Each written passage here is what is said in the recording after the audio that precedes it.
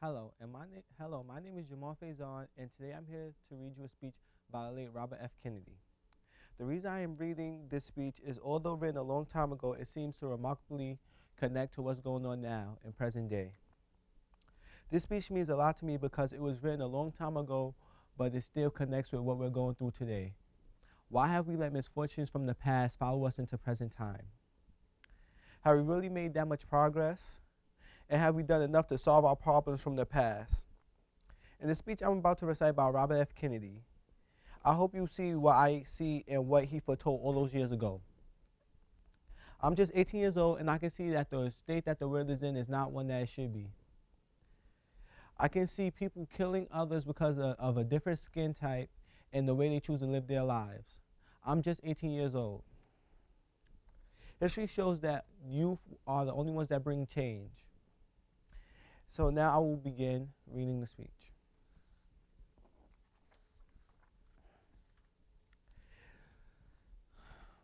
This is a time of shame and sorrow. It is not a day for politics. I have saved this one opportunity, my only event of today, to briefly speak to you about the malice, menace of violence in America, which again stains our land and every one of our lives. It is not the concern of any one race. The victims of the violence are black and white, rich and poor, young and old, famous and unknown. They are most important of all human beings, whom other human beings loved and needed. No one, no matter where he lives or what he does, can be certain who will suffer from the senseless act of bloodshed. And yet it goes on and on. In this country of ours, why? What has violence ever accomplished? What has it ever created? No martyr's cause has ever been stilled by his assassin's bullet. No wrongs have ever been righted by riots and civil disorders. A sniper is only a coward, not a hero. And an uncontrollable mob is only the voice of madness, not the voice of the people. Whenever any American's life is taken by another American unnecessarily, whether it's done in the name of the law or in the defiance of the law, by one man or a gang, in cold blood or in passion, in an attack of violence or in response to violence, whenever we tear at the fabric of life, which another man has painfully and clumsily woven for himself, the whole nation is degraded. Among free men, Abraham Lincoln once said, there can be no successful appeal from the ballot to the bullet, and those who take such appeal are sure to lose their cause and pay the cost. Yet we seemingly tolerate violence that ignores our common humanity and our claims to civilization alike. We calmly accept newspaper reports of civilian slaughter in far-off lands. We glorify killing and murder on the television screen and in movies and call it entertainment. We make it easy for men of all shades of sanity and mind to acquire whatever weapons and ammunition they like. Too often we honor swagger and bluster and wielders of force. Too often we excuse those who are willing to build their own lives on the shattered dreams of others. Some Americans preach nonviolence abroad, but fail to practice it here at home. Some who accuse others of inciting riots have by their own conduct invited them. Some look for scapegoats, others look for conspiracies. But this much is clear.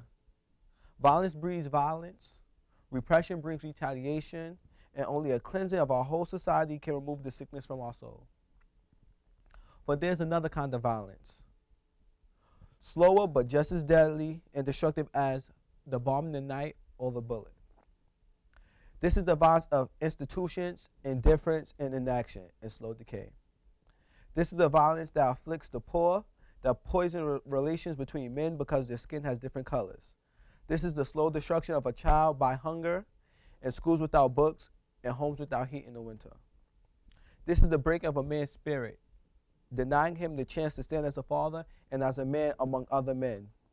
This too afflicts us all. I have not come here to propose a set of specific remedies, nor is there a single set. For a broad and adequate outline, we know what must be done. When you teach a man to hate and fear his brother, We will teach that he is lesser a man because of his color, or his beliefs, or the policies he pursues.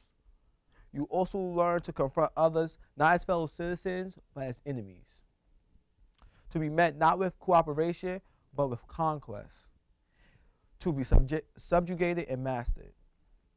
We learn at the last to look at our brothers as aliens, men with whom we share a city, but not a community. Men bound to us in common dwelling, but not in common effort. We learn to share only a disagreement with force. For all this, there are no final answers. Yet we know what we must do. It is to achieve true justice among our fellow citizens. The question is not what programs we should seek to enact. The question is whether we can find in our own midst and in our own hearts the leadership of human purpose that will recognize the terrible truths of our existence. We must admit the vanity of our false distinctions among men and learn to find our own advancement in the search for advancement of all. We must admit in our own selves that our own children's future cannot be built on the misfortunes of others. We must recognize that this short life can neither be ennobled or enriched by hatred or revenge.